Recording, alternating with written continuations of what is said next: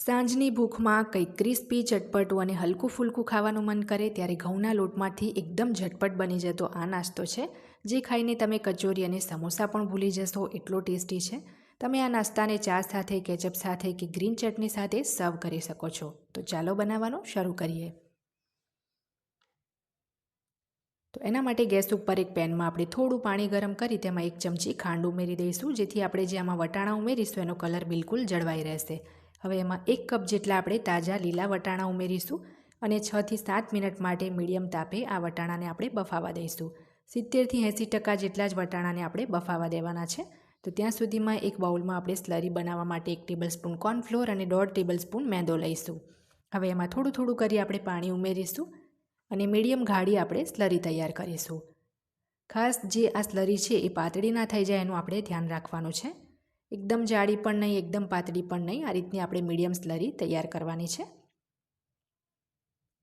બીજી બાજુ 6 થી 7 મિનિટ આપણે વટાણાને પણ બફાવા દીધા છે. હવે આપણે ગેસ બંધ કરી દઈશું અને એનું બધું જ પાણી નિતારીને એને આપણે સાઈડ પર રહેવા દઈશું. આની ઉપર ઠંડુ પાણી આપણે રેડવાની ભૂલ નથી કરવાની.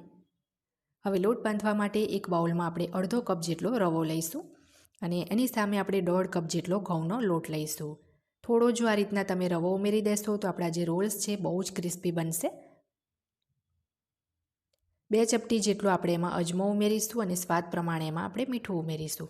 હવે એમાં 1 ચમચી જેટલું આપણે તેલ ઉમેરીશું અને બધું જ આપણે હાથથી સરસ મિક્સ કરી લેવાનું છે.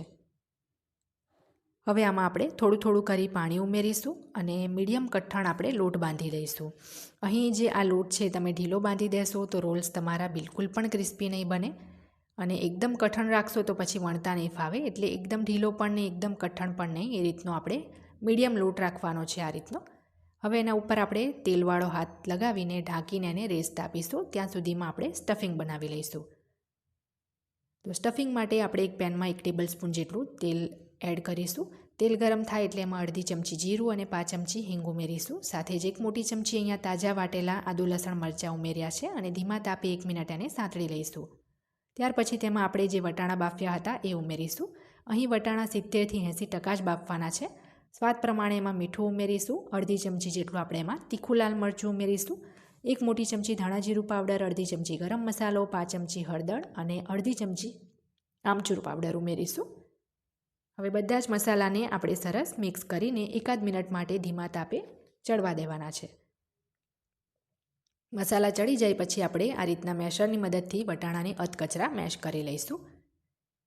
વટાણા આ રીતના આપણા અધકચરા મેશ થઈ જાય પછી આપણે એમાં બાઇન્ડિંગ માટે એક મોટી સાઇઝના બાફેલા બટાકાનો માવો ઉમેરીશું અને સરસ માવાને મિક્સ કરી લઈશું. અહીં મીઠું અને મસાલો આપણે બટાકાના માવાના ભાગના પણ ઉમેરી દીધા હતા. છેલ્લે થોડા લીલા ધાણા ઉમેરીને આપણે સરસ બધું મિક્સ કરી 2 મિનિટ આ સ્ટફિંગને ચડવા દેવાનું છે. 2 મિનિટ સ્ટફિંગ ચડે એટલે આપણે ગેસ બંધ કરી દઈશું અને હવે આપણે આ સ્ટફિંગને ઠંડુ થવા દેવાનું છે. તો એના માટે આપણે એક પ્લેટમાં કે ટ્રેમાં એને કાઢી લઈશું. સરસ આપણું સ્ટફિંગ ઠંડુ થાય પછી આપણે આમાંથી નાના નાના આ રીતના રોલ્સ વાળવાના છે, લંબગોળ શેપના. તો આ જ રીતના આપણે બધા જ રોલ્સ આ રીતના વાળીને તૈયાર કરી લઈશું. આપણે જે લોટ બાંધ્યો હતો એને પણ અહીંયા સરસ રેસ્ટ મળી ગયો છે. તો લોટને એકવાર ફરીથી આપણે સરસ મસળી લઈએ અને હવે આપણે આમાંથી મીડિયમ સાઇઝના લુઆ તૈયાર કરીશું. હવે રોટલી વણવા માટે લુઆની ડાયરેક્ટ જ આપણે પાટલી પર લઈને વણી લેવાનું છે. કોઈ જાતના સૂકા અટામણની કે પછી તેલની આમાં જરૂર નહીં પડે, એમ જ વણાઈ જશે. તો આ રીતની મીડિયમ પાતળી રોટલી વણ્યા પછી 4 બાજુથી આ રીતના આપણે એને કટ કરી લેવાનું છે. ત્યારબાદ એક્સ્ટ્રા જે સાઈડનો ભાગ છે એ હટાવીને વચ્ચેથી પણ આપણે આ રીતના એને કટ કરી લઈશું. તો આપણી આ રીતની રોલ માટેની પટ્ટી તૈયાર થઈ ગઈ છે.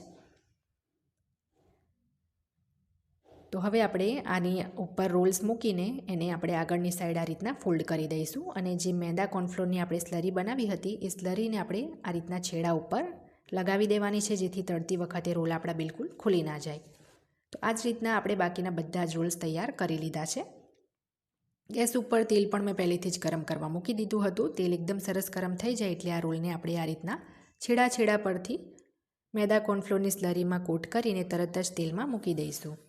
આ જ રીતે આપણે બધા જ રોલ્સને સ્લરીમાં બંને બાજુથી થોડા થોડા કોટ કરી તેલમાં મૂકતા જવાનું છે, જેથી બિલકુલ પણ આપણો જે માવો છે એ સાઈડ પરથી તેલમાં છૂટો નહીં પડે.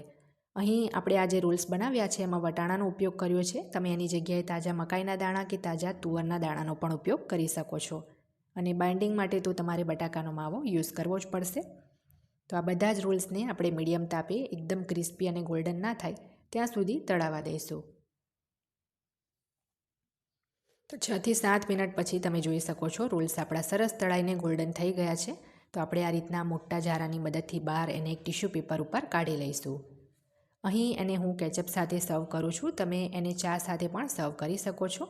ઉપરથી એકદમ ક્રિસ્પી અને અંદરથી ચટપટા આ રોલ્સ તમે પણ ઘરે જરૂરથી ટ્રાય કરજો. રેસીપી ગમે તો ચેનલને સબસ્ક્રાઈબ કરી બેલ આઇકન દબાવવાનું ના ભૂલતા, જેથી દરેક નવા વિડીયોની નોટિફિકેશન તરત તમને મળે.